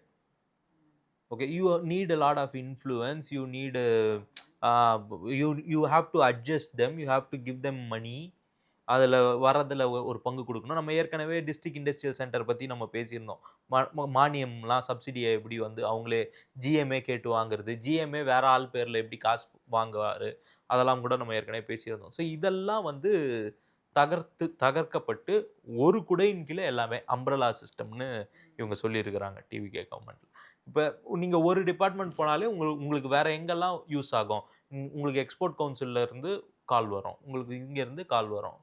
நீங்கள் வெளிநாடுக்கு போகிறீங்களா, அதுக்கு நாங்கள் ஹெல்ப் பண்ணுறோம். அந்த இதெல்லாம் உங்களுக்கு இருக்குது அப்படிங்கிறத தெளிவுபடுத்துறதுக்கு அம்ப்ரலா ஸ்கீம் கொண்டு வந்திருக்கிறாங்க. ஸோ இதெல்லாம் ஒரு பெரிய பொருட்செலவே கிடையாது. இப்போ ரகுபதி கேட்டார் 800 கோடி 890 கோடி தான் கொடுத்துருக்குறீங்க அப்படின்னு சொன்னால் இதுக்கெல்லாம் அவ்வளோ பெரிய பொருட்செலவே கிடையாது. ஆனால் திஸ் வில் ஜெனரேட் ரெவென்யூ. இது அடுத்த தப்பித்தவறி யார் ஆட்சிக்கு வந்தாலும் தப்பு பண்ண முடியாத அளவுக்கான ஒரு சிஸ்டத்தை பில்ட் பண்ணிட்டு இருக்காங்க. ஃபயர்வால் சிஸ்டத்தை பில்ட் பண்ணிட்டு இருக்காங்க. யார் வந்தாலும் டிரான்ஸ்பரண்டாக தாண்டா இருக்கும் அந்த ஃபயர்வாலும் போல, அந்த மாதிரி ஒரு சிஸ்டத்தை பில்ட் பண்ணிட்டு இருக்காங்க. அதுதான் இந்த பட்ஜெட்டோட ரொம்ப அட்டகாசமான ஆன்டி வைரஸ் மாதிரி. இப்போ நாளைக்கு டிஎம்கே வந்து அடிச்சு தூக்கி போட்டுரும் வெளியே, அந்த மாதிரி நம்ம கொஞ்சம் கேர்ஃபுல்லா பண்ண முடியாது வந்து. ஆமாம். ஸோ இது எல்லாமே டிரான்ஸ்பரண்ட் ஆகிடுது. அதே மாதிரி டெண்டர் சிஸ்டத்தை மாற்றிருக்கிறாங்க. டெண்டரில் டிரான்ஸ்பரன்சி கொண்டு வந்திருக்கிறாங்க. இதுக்கு முன்னாடி எப்படி இருந்தது, பிளைண்ட் டெண்டர் தான் இருந்தது. டெண்டர் வந்து ஆன்லைன் டெண்டர்னா கண்ணை மூடிட்டு வரவங்களுக்குலாம் கொடுக்குறது. அது ஆன்லைன் டெண்டராகவே இருந்தாலும் அவங்க ஏற்கனவே க்ரைட்டீரியா செட் பண்ணிடுவாங்க. இப்போ நீங்கள் வந்து ஒரு இந்த கேமரா வாங்குறதுக்கு டெண்டர் போடுறோம். நீங்கள் வந்து இந்த கேமரா வாங்குறதுக்கு 15,000 டெண்டர் போடுறீங்கன்னா, பாலா வந்து எனக்கு வேண்டப்பட்டவர்னா, பாலா அவங்க 15,000 போட்டிருக்காங்க, நீ 14,900 போடு, 100 கம்மியாக போடு அப்படின்னு சொன்னால் நீங்கள் போட்டுடலாம். இப்போ இந்த டெண்டர் சிஸ்டம் எப்படி மாற்றிட்டாங்கன்னா, இவர் 14,900 போட்டிருக்காரா, இப்போ வா நீ எவ்வளோ கம்மி பண்ண முடியும், 14,000 வாங்கிக்கலாம், நீங்கள் எடுத்துக்கோங்க. அந்த மாதிரி போஸ்ட் சேஞ்சஸும் பண்ண முடியும் டெண்டரில் அப்படிங்கிறத கொண்டு வராங்க. ஐபிஎல் ஆக்ஷனா சார், மாற்றி யார் இருக்கு நல்லது இல்லை, காம்படிஷன் நல்லா இருக்கும், குவாலிட்டி நல்லா இருக்கும், டிரான்ஸ்பரண்டாக இருக்கும், லஞ்சம் ஊழல் வாங்க முடியாது. சார் சேட் ஆயிட்டார், லஞ்சம் ஊழல் வாங்க முடியாது. ஸோ இது வந்து இந்த பட்ஜெட்டில் அதுக்கான தெளிவுரைகள் கொடுத்துருக்குறாங்க. ரொம்ப முக்கியமா ரகுபதி அவர்கள் பேசினதை சொன்னீங்க. சித்திக் அவர்கள் வந்து ஒரு பிரஸ் மீட் கண்டக்ட் பண்ணார், செக்ரட்டரி. அதுல அவங்க கிட்ட கேக்குறாங்க, சார் போன இதுல வந்து இன்டரிம் பட்ஜெட்ல வந்து 59,000 கேபிட்டல் எக்ஸ்பெண்டிச்சர் போட்டிருக்காங்க. நீங்க 3,000 கம்மி பண்ணிட்டீங்க. பள்ளி கல்வித்துறை தனியா வைங்க. இது சொல்றேன். கேபிட்டல் எக்ஸ்பெண்டிச்சர் 56,000 தான் போட்டிருக்கீங்க அப்படின்னு சொல்லும் பொழுது, சித்திக் ஒண்ணு சொன்னாரு. இது யார் கவனிச்சீங்கன்னு தெரியல. பட் ரொம்ப அழகா சொன்னார். இந்த 56,000 இஸ் ஈக்குவல் டு போன கவர்மெண்ட்ல 65,000ங்க அப்படிங்கிறாரு. அதாவது 20% அவங்க சொல்லாம சொல்றாரு. சொல்லிட்டே சொல்றாருங்கிறேன். இங்க 56,000ங்கிறது போன பீரியடோட 65,000 கோடிங்க. 10%ல இருந்து 20% சில இடத்துல அதை விட ஜாஸ்தியா கூட வெளியே போயிருக்கு லீக்கேஜஸ்ல. அதெல்லாம் நம்ம கண்ட்ரோல் பண்ணும்பொழுது தரமும் குவாலிட்டியும் and quantity of the work, அந்த ஒர்க்கோட குவாண்டமே இன்க்ரீஸ் ஆக போகுது அப்படிங்கிறதையும் அவரு தெளிவா அதுல சொல்லியிருந்தார். பள்ளிக்கல்வித்துறையும் நீங்க அதுக்கான விளக்கம் அவரு கொடுத்துட்டாரு, கிளியரா கொடுத்துட்டாரு. நீங்க அதுக்கப்புறம் திரும்ப அன்பில் மகேஷ் அவர்களும் ட்வீட் பண்ணாரு. இல்ல வந்துருக்கணுமே ஏதாவது நீங்க பதில். வந்து இன்டரிம் பட்ஜெட்ல அதிகப்படுத்திட்டீங்கன்னா அதுக்கு நாங்க என்ன பண்ண முடியும் சார் அப்படிங்கிறது 2026ல இருந்து 27 வரைக்கும் இதே மாதிரி ஒரு நல்ல ஆட்சி கொடுக்கணும் அப்படின்னா இந்த பள்ளிக்கல்வித்துறைக்கு இவ்வளவு செலவு நீங்க பண்ணணும் அப்படிங்கிற மாதிரி வந்து ஒரு இன்டரிம் பட்ஜெட் நாங்க கொடுக்குறோம். நான் வந்து நீங்க உள்ள வந்துட்டு இல்ல நான் இந்த செலவுலயே அதை பண்ணி காட்டுவேன். 2025 26 விட்டுருவோம். 2024 25க்கு போனோம்னு வைங்களேன். அப்ப கிட்டத்தட்ட 6,000 ரூபாய் டெபிசிட். இவங்க வந்து 42,000 கோடி வந்து சொல்லியிருந்தாங்க. ஆக்சுவல் செலவானது வந்து 37,000 கோடி கிட்ட தான் செலவாயிருக்கு. அதுதான் அவர் இந்த சித்திக்கு தான் சொல்றாரு. தேவையில்லாம வந்து ஏதோ வந்து 5,000 6,000 கோடி வந்து செலவானதே கம்மி தான். ஆனா கொடுத்தது வந்து 42,000 கணக்கு. 44,000 கணக்கு கொடுத்திருந்தா அந்த வருஷம் வந்து வெறும் 38,000 தான் செலவாயிருக்குது அப்படின்ற மாதிரி ஏதோ சொல்றாரு அவரு. கரெக்ட். அதுதான் உண்மை. நீங்க வந்து இவ்வளவு செலவு பண்ணுவேன்னு சொல்றீங்க. ஆனா பண்ணுவோமா? செலவு பண்ணினது இவ்வளவுதான் இருக்குன்னும் பொழுது அப்ப அடுத்த வருஷத்துக்கு நான் ஏன் எக்ஸ்ட்ரா கொடுக்கணும்? அதே கொடுத்துருந்தாங்க. ஏறுமுகமா இருக்கு சார் திமுக காலத்துல. கிராஃப் அது போடும்போது அது மாசா இல்லையா? அது வருஷம் நாங்க இவ்வளவு அதிகம் கொடுத்துருக்கோம் திமுக ஆட்சி காலத்துங்க. எஜுகேஷன் டிபார்ட்மெண்ட் இவ்வளவு அதிகமா கொடுத்துட்டே போனோம். நீங்க இப்ப திடீர்னு கம்மி பண்ணிட்டீங்களே இந்த காசெல்லாம். இப்ப எஜுகேஷன் டிபார்ட்மெண்ட் கம்மி ஆயிடுச்சு அப்படிங்கிறது தான் அவங்களுடைய கவலைனா, போன வருஷத்துக்கு இன்டரிம் பட்ஜெட்ல நீங்க கொடுத்தது ஸ்பெகுலேஷன்ஸ். இவ்வளவு ஆகலாம் அப்படிங்கிறது அதை விட்டுருவோம். போன வருஷத்துல நீங்க எவ்வளவு செலவு பண்ணீங்களோ அதை விட ஜாஸ்தி தான் கொடுத்துருக்குறாங்க. ஒன்று. ரெண்டாவது, இதை தாண்டி மற்ற எல்லாமுமே நிறைய விஷயம் வந்து எஜுகேஷன் டிபார்ட்மெண்ட்டுக்கு செலவு பண்றாங்க. ஏஐக்கு, அதுக்கப்புறம் ஹாஸ்டல்ஸ்க்கு, ஸ்கூல்ஸுக்கு, ரெசிடென்ஷியல் ஸ்கூல் கொண்டு வராங்க. இதான் இந்தியாவில் தான் ஃபர்ஸ்ட் டைமா? தமிழ்நாட்டில் தான் ஃபர்ஸ்ட் டைம். ஏஐ இல்ல இந்த ரெசிடென்ஷியல் காமராஜர் அவருடைய பேர் வந்து கவர்மெண்ட் ரெசிடென்ஷியல் ஸ்கூல் கொண்டு இல்லை, இந்தியாவில் அது ஃபர்ஸ்ட் டைம் கிடையாது. இந்தியாவில் ஏற்கனவே இருக்கு. இந்த நவோதயா பள்ளிகள்லாம் கேள்விப்பட்டிருப்பீங்களா? It's a residential school. அது வந்து சென்ட்ரல் கவர்மெண்ட் நடத்தக்கூடியது. இலவசமா இதே மாதிரி? ஆமா, ரொம்ப கம்மி காஸ்ட் நவோதயா பள்ளிகள். இது வந்து இலவசம். இது இலவசம். இது இல்ல இது இலவசம்லாம் இல்ல, தேர்ந்தெடுக்கப்படுகிறவருக்கு இலவசம். விலையில்லான்றாங்க. விலையில்லா உணவு, விலையில்லா விடுதி, விலையில்லா கல்வி. ஸோ அந்த கல்வியை வந்து அதை நோக்கி போறாங்க. ரொம்ப கம்மி காசு. இப்போ நவோதயாலலாம் 300 400 தான் வருஷத்துக்கு ஃபீஸ் ஆகும். அந்த அளவுக்கு தான் கம்மி ஃபீஸ். அது மட்டும் நம்ம தமிழ்நாட்டில் அதை அலோவ் பண்ணல. கேரளாலலாம் நவோதயா இருக்கு. தோ கம்யூனிஸ்ட் கவர்மெண்ட்டே இருந்தாலும் அங்கெல்லாம் நவோதயா பள்ளி. பாஜகவோட திட்டம் நவோதயான்ற பேர்ல இருக்குது. அதை விடக்கூடாது உள்ள. நான் சொன்னேன்ல, கம்யூனிஸ்ட் கவர்மெண்ட்டே இருக்கக்கூடிய கேரளால இருக்கு, இங்கதான் இல்ல. அது அவங்க அந்த கொள்கை பிடிப்பா இல்லாம நாங்கள் கொள்கை பிடிப்பா இருக்கும். அப்போ ஒருவேளை அந்த நவோதயா ஸ்கூல் உள்ள வந்து அது பிஜேபி தான் கொண்டு வச்சு நாளைக்கு தெரிஞ்சு அது மூலமா ஓட்டு போட்டு, அதுதான் முக்கியம். இப்போ அது மூலமா ஒரு 1000 பேர் படிச்சானா அவன் முன்னேறானா வாழ்க்கையில், அது முக்கியம் கிடையாது. அது மூலமா ஒரு 300 பேர் ஓட்டு போட்டான்னா நம்ம அந்த இதுக்குள்ள நம்ம போலன்னு வச்சுப்போமே. இப்போ அந்த மாதிரியான ஒரு ரெசிடென்ஷியல் ஸ்கூல் தமிழ்நாட்டில் இல்லை. கவர்மெண்ட் ரன் பண்ணக்கூடிய ரெசிடென்ஷியல் ஸ்கூல் இல்லை அப்படிங்கிற ஒரு இது இருந்தது இல்லையா? அதை இப்போ தகர்த்து தமிழ்நாடு அரசாங்கம் அவங்களே அந்த ரெசிடென்ஷியல் ஸ்கூல் கொண்டு வராங்க. அதுக்கப்புறம் இதெல்லாமே வந்து பள்ளிக்கல்வித்துறைக்கான ஒரு எக்ஸ்பென்சஸ் தான். இதுக்கு முன்னாடி இவங்க வந்து புது ஸ்கீம்ஸ் எதுவுமே கொண்டு வரல. இவங்க சொல்றதெல்லாம் சம்பளத்துக்கு கொடுக்குறோம், இதுக்கு கொடுக்குறோம். இப்போ க்ளீன் பண்றதுக்கு தனியா ஃபண்ட் ஒதுக்கியிருக்காங்க. ஆமா sir. Super clean super campus அதுக்கு தனியா ஃபண்ட் ஒதுக்கி நீங்க அது எல்லாத்தையுமே அதில் தான் வச்சிருந்தீங்க. அதை பிரிச்சே உங்களோட ஜாஸ்தி தான் பண்றாங்க. எப்படி கால்குலேட் பண்ணி பார்த்தாலும் 50,000 கோடிக்கு மேலே வந்து பள்ளிக்கல்வித்துறைக்கு மட்டுமே கொடுத்துருக்காங்க, எஜுகேஷனுக்கு மட்டுமே கொடுத்துருக்குறாங்க இந்த கவர்மெண்ட். இதெல்லாம் வந்து வெல்ஃபேர் ப்ளஸ் ஜெனரேஷன். இப்போ லேப்டாப் கொடுக்கறது வந்து வெல்ஃபேரு, ஆனால் அது வந்து ரெவன்யூ ஜெனரேஷனில் வந்து it will end up in revenue generation. It will skill up. அந்த அந்த மாணவனை வந்து அது ஸ்கில் பண்ணும். அந்த ஸ்கில் வந்து நாளைக்கு ரெவன்யூ ஜெனரேஷனாக மாறும். இதெல்லாம் வந்து ஃபியூச்சர் இன்வெஸ்ட்மெண்ட்ஸ்.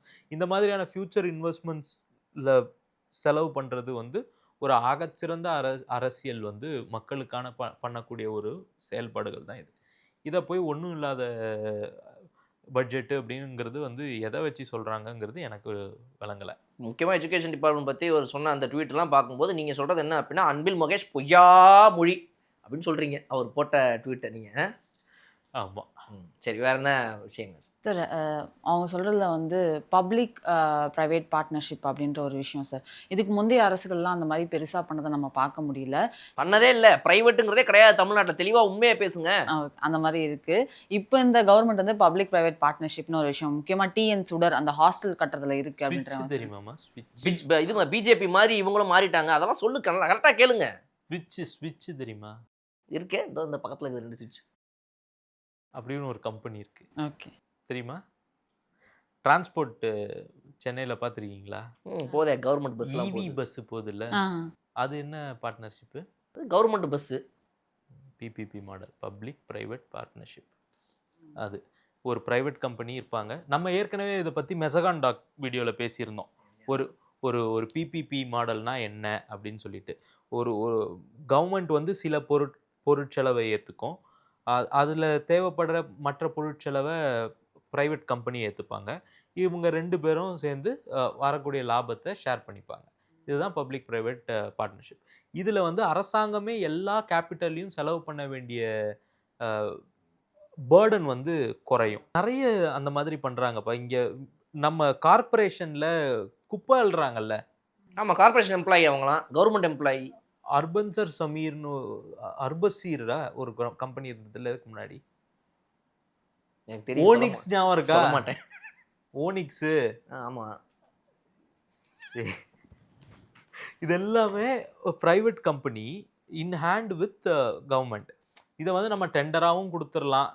நீங்கள் வந்து எங்களுக்கு இந்த ஒர்க் பண்ணி கொடுங்க, அதுக்கிட்டு லேபர் டெண்டர் மாதிரியும் கொடுக்கலாம். அப்படி இல்லைன்னா பப்ளிக் ப்ரைவேட் பார்ட்னர்ஷிப்லேயும் கொண்டு வரலாம். ஏற்கனவே கொண்டு வந்தான் அர்பசீர் சமிட் தான், தெரியலனா பரவாயில்ல, அது கொண்டு வந்திருந்தாங்க. ஸோ அந்த மாதிரி நிறைய விஷயங்களுக்கு இப்போ மெசகான் டாக் வந்து ஒரு ப்ரைவேட் இன்ஸ்டியூட்னு வச்சுக்கிட்டாங்க. இப்போ அதான் ஹுண்டையோட அந்த ஷிப் பில்டிங் யார்டுக்கு வராங்க இல்லையா, அது வந்து ஒரு ப்ரைவேட் கம்பெனி. ஆனால் இடம் கொடுக்கறது இந்த நம்ம போர்ட்டு வஉசி போர்ட்டு, இது வந்து பப்ளிக்கு. இப்போ பப்ளிக்கு ப்ரைவேட்டு ரெண்டும் சேர்ந்து ஒரு ப்ராஜெக்ட் பண்ணுறாங்க. இதுதான் பிபிபி மாடல். இபி டாஸ்மாக் அப்படி தான் நடந்துகிட்டு இருக்கு. அவங்க சொல்லாமல் பண்ணுறாங்க. அதான் இவங்க டிரான்ஸ்பரண்டாக சொல்லிட்டு பண்ணுறாங்க, அவங்க இதுக்கு முன்னாடி சொல்லாமல் இருந்தாங்க. அது வந்து பிஎஸ்யூ இல்லை, உள்ள வேலை பார்க்குறவங்கள பப்ளிக் சர்வெண்ட்னு சொல்லியே பழக மாட்டாங்க. வெளியிருந்து ஒருத்தன் ஒரு 4 பேர் ஏரியாவில் தெரிஞ்சவன் ஒருத்தன் வேலை பார்த்துட்டு போவான், அவனுக்கு சும்மா கையில் ஒரு காசை கொடுத்து விட்டு கிட்டத்தட்ட ஒரு ப்ரைவேட் ஆள் ஒர்க் பண்ணுறான் இபிக்குங்கிற மாதிரி தான் வந்துட்டு இவங்க பண்ணிக்கிட்டு இருக்காங்க. டாஸ்மாகும் அது மாதிரி தான், இதுக்கு முன்னாடி சொல்கிறேன். இல்லை, அதில் வந்து ஒரு சின்ன கிளாரிட்டி இருக்குது. இங்கே லேபர் வந்து வெளில இருந்து எடுக்கிறது, ஓகே, அவங்கெல்லாம் வந்து நாட் எம்ப்ளாய்டு பை கவர்மெண்ட். அது வந்து கான்ட்ராக்ட் லேபர்ஸ். அது லேபர்ஸு. இப்போ டான்ஜெட்கோவே ப்ரைவேட்டு தான் இருந்தா, கவர்மெண்ட்டு எங்கள் வீட்டுக்கெல்லாம் கொடு, அதுக்கு நாங்கள் உனக்கு வந்து இவ்வளோ கன்சியூமர் கொடுக்குறோம், இந்த ஒரு ஏரியாவில் இருக்கிறத மட்டும் நாங்கள் கன்சியூமருக்கு கொடுக்குறோம், 1,00,000 பேருக்கு நீ கரண்ட் கொடு. கரண்ட் கொடுக்க வேண்டியது உன் வேலை, அவங்ககிட்டேருந்து காசு வாங்கி கொடுக்குறது என் வேலை, அதுக்கு எனக்கு ஒரு ஷேர் கொடு, நீ ஒரு ஷேர் எடுத்துக்க. அதுதான் வந்து பப்ளிக் ப்ரைவேட் பார்ட்னர்ஷிப். கான்ட்ராக்ட் லேபர்ஸோட குழப்பிக்க வேண்டாம். ஸோ அதுக்கு தான் நான் வந்து இந்த ஹுண்டை சொன்னேன். அவங்களோட ஷிப் பில்டிங் யார்டு போடுறாங்க, இடம் கொடுக்கறது மட்டும்தான் கவர்மெண்ட்டோட வேலை. அங்கே தேவையான இன்ஃப்ராஸ்ட்ரக்சரை டெவலப் பண்ண வேண்டியது அந்த கம்பெனியோட வேலை. இதில் யார் பலனடைய போகிறா? போத் பப்ளிக்குக்கும் கவர்மெண்ட்டுக்கும் அதுலேருந்து ஒரு ஷேரு, ப்ரைவேட் கம்பெனிக்கும் ஒரு ஷேர் வர லாபத்தில். இப்படி நம்ம டோல்கேட்ஸு, எல்லா டோல்கேட்டும் ரோடு போடுறது ப்ரைவேட் கம்பெனி, அந்த ரோடு போடுறதுக்கான இடம் கொடுக்கறது அரசாங்கம். NHAI இடம் கொடுக்கறது அரசாங்கம். இப்போ இதில் வரக்கூடிய காசை 2 பேரும் கலெக்ட் பண்ணிக்கிறோம், அவ்வளோதான். அதுதான் பிபிபி மாடல். ஸோ அந்த மாடலில் அது கொண்டு வராங்கன்னும் பொழுது, இப்போ நீங்கள் 1,00,000 பெட்டு உள்ள வசதிகள், அவ்வளோ பேருக்கு 1,00,000 பேர் தங்கக்கூடிய ஹாஸ்டல்ஸ் உருவாக்குறதுக்கு தேவைப்படக்கூடிய பொருட்செலவு ரொம்ப கம்மியாகும் அப்படிங்கிறது தான் அந்த கான்செப்ட். It's very good. ஆனால் ப்ரைவேட்டைசேஷனை எதிர்க்கிறது தானே நம்முடைய வேலையாகவே ஒரு 4-5 வருஷத்துக்கு முன்னாடி வரைக்கும் இருந்துச்சு, 3 வருஷத்துக்கு முன்னாடி வரைக்கும் இருந்துச்சு. இப்போ என்ன ப்ரைவேட்டைசேஷனை நார்மலைஸ் பண்ணுறாங்க எல்லாம் சேர்ந்துட்டு. இப்போ ப்ரைவேட்டு இதுக்கு வந்து நான் சிம்பிளாக டாஸ்மாக்ல இருந்து நம்ம வருவோம்.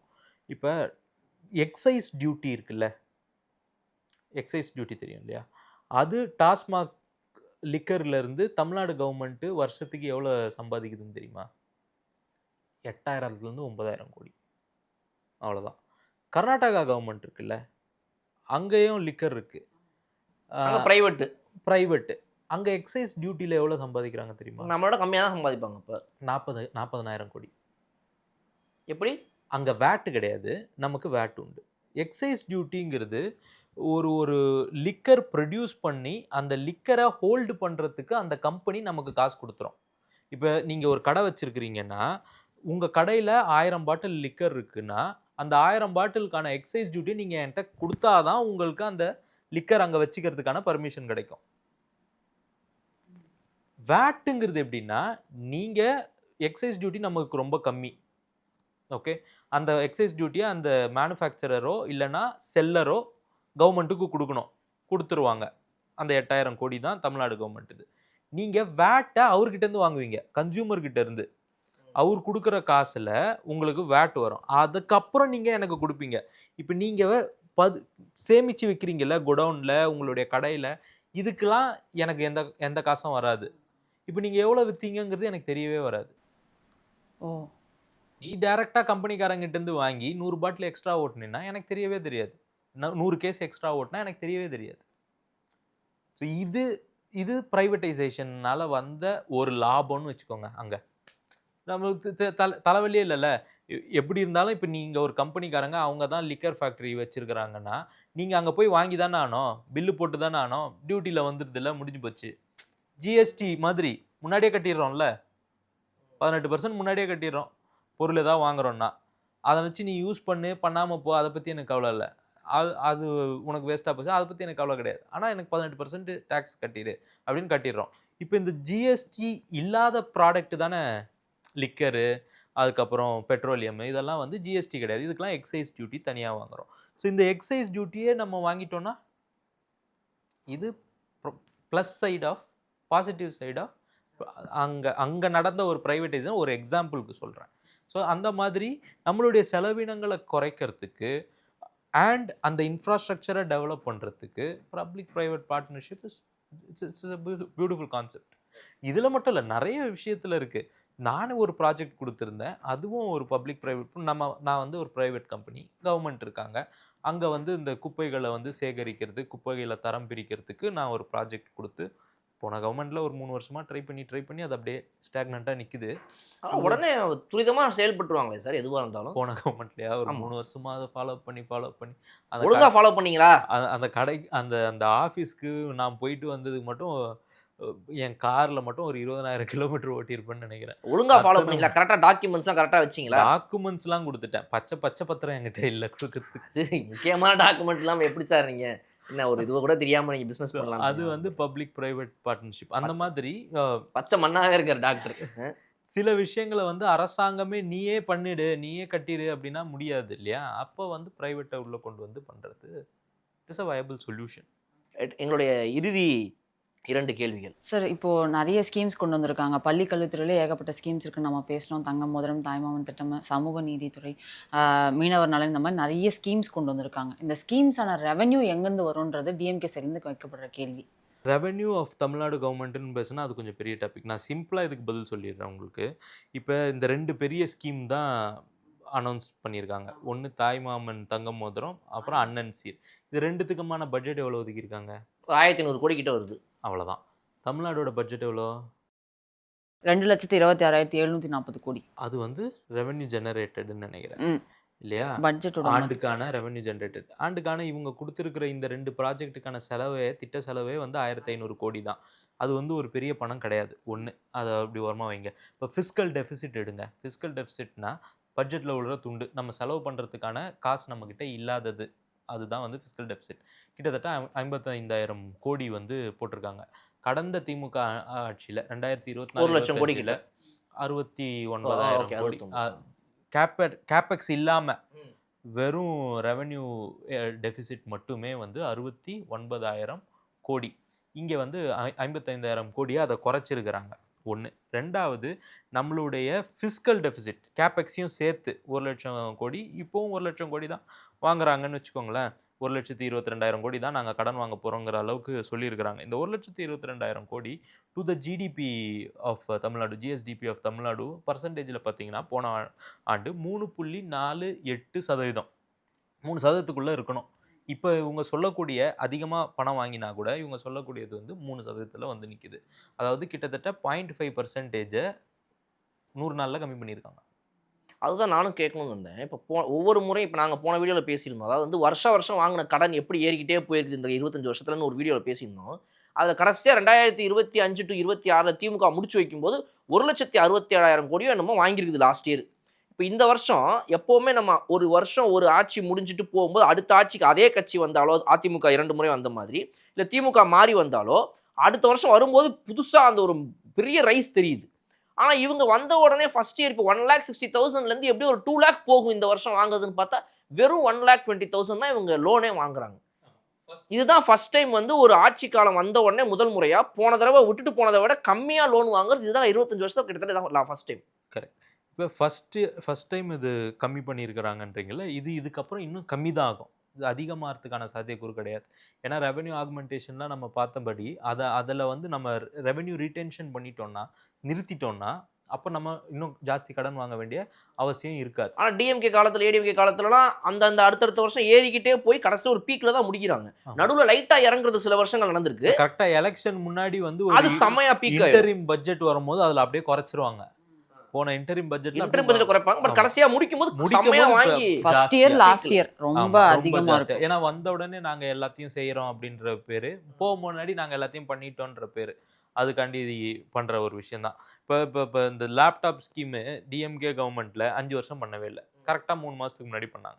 அதுக்கு ஒரு 2,000 கோடி பட்ஜெட் போட்டாங்க. ஆனால் 2,000 கோடி பட்ஜெட் போட்டு 20 லட்சம் மாணவர்களுக்கு கொடுப்போம்னு சொன்னீங்க. 5 லட்சம் மாணவர்களுக்கு தான் கொடுத்தீங்க. அதில் என்ன நடந்ததுன்னு இன்ன வரைக்கும் தெரியல. Okay, so we have ask for some details. அதெல்லாம் இனிமேல் தான் வரும். ஸோ இந்த மாதிரி எல்லா விஷயங்கள்லையுமே வந்து நான் ஸ்டார்டிங்லேயே சொன்னேன் இல்லையா, intention may be good, implementation சரியில்லைன்னா அது மக்களை போய் சேராது. இப்படி தான் கடந்த ஆண்டுகளில் நடந்தது. இதில் இந்த லீக்கேஜஸ் இருக்கும் பொழுது முதல்வர் அவர்கள் வந்து ஏற்கனவே அதை பற்றி ரொம்ப தெளிவாக சொல்லியிருந்தார். வாட்டர் சட்டியில் எவ்வளோ தண்ணி பிடிச்சாலும் தண்ணி வெளியே தான் போகுது, முதல்ல ஓட்டையை அடைக்கணும். அவங்க சொன்னது ரொம்ப சிம்பிள் டேர்ம்ஸில் சொல்லியிருந்தாரு. அதுக்கான ஆக்ஷனை நம்ம பார்க்குறோம். பிளான் இன் ஆக்ஷனை இப்போ நம்ம பார்க்குறோம். சும்மா வந்து சொல்லிட்டு மட்டும் போலடா, லீக்கேஜஸ் எல்லாம் கண்ட்ரோல் பண்ணுறாங்க. அண்ட் அதுக்கப்புறம் ரெவென்யூ ஜெனரேஷனுக்கான முன்னேற்பாடுகளையும் பண்ணுறாங்க. இண்டஸ்ட்ரீஸு, அதுக்கப்புறம் ஏஐ, ஃபியூச்சரிஸ்டிக்கு டெக்னாலஜி ஏட் பண்ணு, அக்ரிகல்ச்சரை இன்க்ரீஸ் பண்ணு, ஆர்கானிக் ஃபார்மிங்கை டெவலப் பண்ணு, இதெல்லாமே வந்து ரெவென்யூ ஜெனரேஷனுக்கான வேலைகள் தான். இந்த 890 கோடி எப்படி பத்தும் அப்படின்னா, ஆண்டுக்கு நடக்கக்கூடிய திருமணங்கள் வந்து அவங்க சொன்னபடியே எவ்வளோமா, 1,00,000. 80,000 போட்டால் 800 கோடி தான் வரும். விலை ஏறிட்டே போகணும். தங்க விலை அடுத்தடுத்த மாதம் தங்க விலை அப்படியே ஸ்டாக்னண்டாக தான் இருக்குது. இப்போதைக்கு குறைஞ்சிக்கிட்டு தான் வருது, ஏறல. அப்போ ரீசெண்ட் டைமில் பார்த்தீங்கன்னா அது பீக்கை தொட்டுலேருந்து குறைஞ்சிக்கிட்டு தான் வருது. ஒரு 3 மாசமா 1,25,000 அப்படியே கம்மியானது இன்னும் அப்படியே அந்த 1,12,000 அப்படிதான் இருக்கு. ஸோ இப்போ தங்கங்கும் பொழுது அது வந்து 24 கேரட்டுக்கு நீங்க சொல்ற விலை, 22 கேரட்டுக்கு 10,000 தான் கிராமு. கிராம் 10,000. முந்தானத்துக்கு கடைக்கு போயிருந்தேன், 10,000 தான் கிராம். 8 கிராம் 80,000 தானே. 18 கிராம் ஆச்சுன்னா இன்னும் கம்மியாகும்ல கேரட். கரெக்ட் இல்லை? 18 கேரட் ஆயிடுச்சுன்னா இன்னும் கம்மியாகும் கிராமுக்கு ரேட்டு. தங்கம் தான் அது ஒன்று. அதை ஓரமாக வச்சிங்கன்னா 1,00,000 தான் சொல்லியிருந்தாங்க இல்லையா. இன்னும் இந்த ஃபினான்ஷியல் இயரில் இன்னும் எத்தனை மாதம் இருக்குது? 7 மாதம் தான் இருக்குது. அந்த 7 வருஷத்துக்கு 1,00,000, 7 மாதத்துக்கு 70,000 தானே இருக்கணும். ஆனால் ஜாஸ்தியாகுது. உங்க தெளிவாக தான் பண்ணுறாங்க. நீங்கள் தான் பஸ், உங்களுக்கு தான் பஸ் தெளிவு இல்லை. நீங்கள் தான் சார் மக்கு. சரி, லாஸ்ட் வீடியோவில் மக்குங்கிறதெல்லாம் விட்டுருங்க. நீங்கள் கடைசி கேள்வி நான் கேட்குறேன். இப்போ இது எல்லாமே ஸ்டிக்கர் தான். இது எதுவுமே இப்போ நீங்கள் வீடியோ ஆரம்பத்தில் நீங்கள் சொன்னதில் இப்போ நான் வந்து முடிக்கிறேன். இது வந்து வேஸ்ட்டுன்னு சொன்னார் முன்னாள் முதல்வர். அது மாதிரி இது வந்து ஒரு மக்களுக்கான ஒன்று ஸ்டிக்கர் தான் ஸ்டிக்கர். இப்போ இதில் புதுசாக என்னெல்லாம் பண்ணியிருக்காங்கங்கிறத நம்ம பேசினோம். ரெவன்யூ ஜெனரேஷன், ரெவன்யூ ஆகுமெண்ட், இதெல்லாமே புதுசு. புது ஸ்கீம்ஸை பற்றியும் பேசணும். இதெல்லாமே புதுசு. இப்போ தமிழ்நாட்டில் இருக்கிறதுனால தாமிரபரணியில் டூரிசமை டெவலப் பண்ணணும்னு சொல்லி பேசியிருக்கிறாங்க. தாமிரபரணியில் ரிவர் இது பண்ண போகிறோம், கூவமில் இது பண்ண போகிறோம். நீங்களும் தான் என்னப்பா பண்ணீங்க போன வருஷம்? இது அதுக்கு முன்னாடி பண்ணீங்க 1969லேருந்து பண்ணிக்கிட்டு இருக்கீங்க. கூவத்தை க்ளீன் பண்ணுறோன்னு சொல்லிட்டு. கொடுங்க கூவத்துக்கு இருப்பா, அப்போலேருந்து சொல்லிட்டு இருக்கீங்கல்ல, கூவத்தை க்ளீன் பண்ணுறோம், கூவத்தை க்ளீன் பண்ணுறோம்னு சொல்லிட்டு. நாங்கள் இப்போ புதுசாக டிவிகே கவர்மெண்ட் வந்துச்சுங்கிறதுனால தேம்ஸையா க்ளீன் பண்ணுறேன்னு சொல்ல முடியும்? நாங்களும் அதே கூவம் இங்கே தான் இருக்குது, அதை தானே க்ளீன் பண்ண முடியும். நீங்கள் பண்ணலை, ரைட்? இருக்கிறத மேம்படுத்துகிறோம். சைக்கிள் கொடுத்தீங்க, அந்த சைக்கிளை நம்ம எடுத்துட்டு போனால் அது எந்த அளவில் யூசேஜாக இருந்ததுன்னு எனக்கு தெரியல. அன்னைக்கு இருந்த சைக்கிள்லாம் அந்த பச்சை கலர்ல இருக்கிற அந்த பழைய சைக்கிள் தான் கொடுத்தாங்க. பெண்களுக்கு வந்து இந்த லேடி பேர்ட் சைக்கிள் கொடுத்தாங்க. பச்சை கலர்ல ஏன் வந்தது? கவர்மெண்ட் மாறிச்சு, கலர் மாறிச்சு. அது என்னன்னா பள்ளி மாணவர்கள் பஸ்ஸுக்கே கலர் மாறிச்சுல்ல. அரசு கொடுத்ததுன்றது தெரிஞ்சிருதுன்றனால நிறைய மாணவர்கள் அதை எடுத்துட்டு போறதுக்கு ரொம்ப சங்கோச்சப்படுறாங்க. கரெக்ட். இப்போ அந்த ஹர்டன்ஸை தாண்டி வரும் ஸ்மார்ட் சைக்கிள். அந்த ஸ்மார்ட் சைக்கிள் இந்த பசங்க காலையில ஓட்டிட்டு போறதெல்லாம் பார்க்கும்போது நமக்கே ஆசையா இருக்கு, நம்மளும் ஒரு வாங்கி ஓட்டலாம்டா அப்படின்ற மாதிரி தோணுது. இப்போ அந்த மாதிரி குழந்தைங்களுக்கு எவ்வளோ பேருக்கு அது பாதிப்பு இருக்கும், அதை மீறுறாங்கல்ல, அதை ஓவர் கம் பண்ணுறதுக்கான ஒரு ஏற்பாடு பண்ணுறாங்கல்ல. It's a welcoming move. அதே மாதிரி ஏஐ டெக்கு, அதே மாதிரி கிரவுண்ட்ஸு இன்னும் நல்லா அப்கிரேட் பண்ணுறது, ஒலிம்பிக்ஸுக்காக பசங்களை மோட்டிவேட் பண்ணுறது, இந்த மாதிரி எல்லா துறைகள்லையும் நம்ம வந்து 2 ஸ்டெப்பு முன்னாடி போகிறதுக்கான எல்லா அடித்தளத்தை இந்த பட்ஜெட் வந்து கொண்டு வந்திருக்கு. இந்த இயரோட எண்டில் பட்ஜெட் முடியும் பொழுது வி வில் நோ நம்ம வந்து எவ்வளோ தூரம் போயிருக்கோம், இன்னும் எவ்வளோ தூரம் போக வேண்டியது இருக்கும். ஸோ நிறைய விஷயங்கள் நல்லா பேசியிருக்கோம். Thank you so much.